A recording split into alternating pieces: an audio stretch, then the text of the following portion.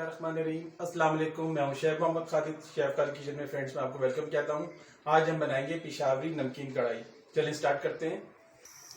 अच्छा, ये है कि पिशावरी कढ़ाई जो है ये चर्बी में पकती है, बकरे की या दुम्बे की जो भी हो, लेकिन इस वक्त हम कुकिंग ऑयल में बना रहे हैं। अगर आप चाहें तो उस चर्बी में पका सकती हैं। उसके लिए सबसे पहले आपको चर्बी को इसमें ऐड करना पड़ेगा। फिर चर्बी को कम से कम आपको 15 मिनट तक पकाना होगा। उसके साथ जो ऑयल निकलेगा ना, फिर उसमें आपको पकाना पड़ेगा। लेकिन इसमें तो हम सिंपल बना रहे हैं ना, इसलिए मैंने सिंपल इसमें तकरीबन मैंने 1.5 कप कुकिंग ऑयल लिया है। अच्छा देखिए, मैंने 1.5 किलो लिया है बकरे का गोश्त।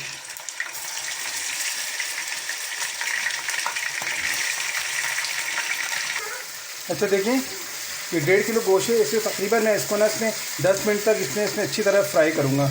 ये एक तरीके से कह रहे हैं, इसमें भूनूंगा मैं 10 मिनट तक तेज़ आंच पे भूनूंगा इसको, ताकि इसका सारा पानी सोख हो जाए और अच्छी तरह ये बिल्कुल रोस्ट हो, मतलब फ्राई हो जाए अच्छी तरह, इसका कलर चेंज हो जाए। अच्छा देखिए, इसको मैं अच्छी तरह फ्राई कर रहा हूँ। और इसकी मैं आपको ये भी बता दूं कि पिशावरी नमकीन कढ़ाई के इंग्रेडिएंट्स बिल्कुल ही कम होते हैं। इसमें हम सिर्फ काली मिर्च ऐड करेंगे, नमक ऐड करेंगे और टमाटर, और इसके अलावा कुछ भी नहीं जाएगा। तो ये देखिए, गोश्त का कलर माशाल्लाह चेंज हो गया। इसमें तकरीबन मैं 5 टेबल स्पून लहसुन अदरक का पेस्ट डालूंगा। अब ये लहसुन तक डाल के इसे तकरीबन 5 मिनट और भूनूंगा।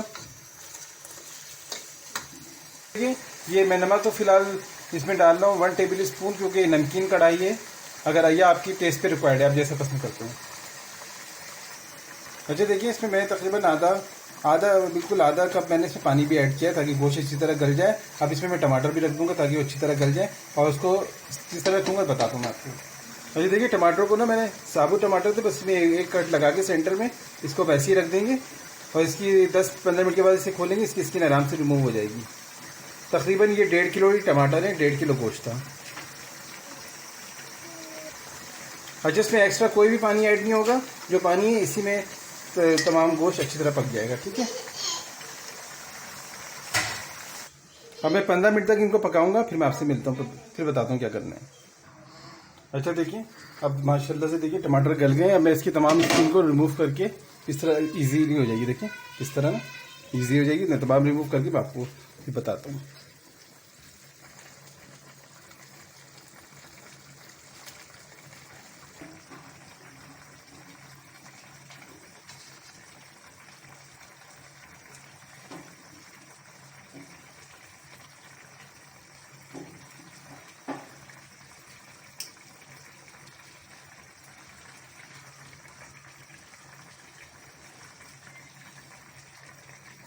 ये देखिए, माशाल्लाह से तमाम स्किन टमाटरों की मैंने इजीली रिमूव कर ली है। देखिए कितना ज़बरदस्त है। देखिए माशाल्लाह से कितनी इजीली हो रही है। आप मेरी रेसिपी पूरी एंड तक देखा करें, और जैसे मैं स्टेप बाय स्टेप बताऊँ इस तरह फॉलो करें। इंशाल्लाह बहुत अच्छी आपकी रेसिपी बनेगी। और मेरी रेसिपी अगर पसंद आए मुझे लाइक करें, शेयर करें, सब्सक्राइब करें।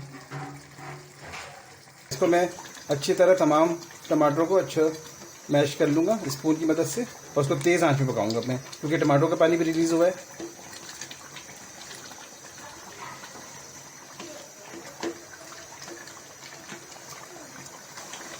देखिए माशाल्लाह से गोश्त भी तकरीबन गल गया है। और देखिए टमाटर माशाल्लाह से तमाम अच्छी तरह गल गए। इसको तकरीबन मैं 10 मिनट तक तेज़ आंच पे भूनूंगा। अब इसके अंदर मैं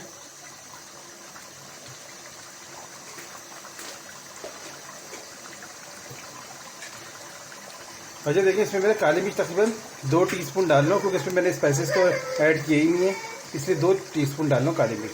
देखिए, अब इसको तकरीबन ना अच्छी तरह मैंने भून लूँगा। इसको मैं तकरीबन 10 मिनट के लिए बस मैं इसको दम पे लगाऊंगा, फिर मैं आपसे मिलता हूँ। ठीक है, ताकि ऑयल रिलीज हो जाए इसका।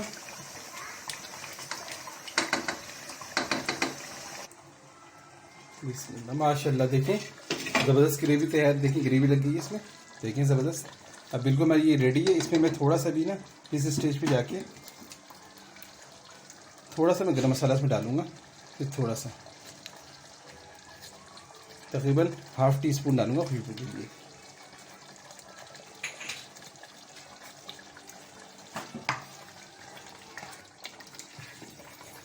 ये देखिए ज़बरदस्त कढ़ाई रेडी हो गई है। तो अब इस पर मैं अपनी क्या नाम है हरी मिर्चें थी, इनको मैंने ऊपर लग दूँगा। तकरीबन 5 मिनट का और दम दूँगा। ये कढ़ाई रेडी है। देखिए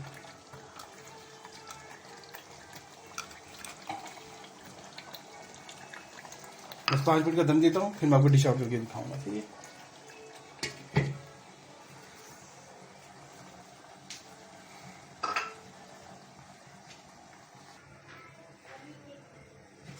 माशाल्लाह देखें कढ़ाई माशाल्लाह रेडी है, ऑयल ऊपर आ चुका है। अब मैं आपको इसको डिश आउट करके दिखाता हूँ।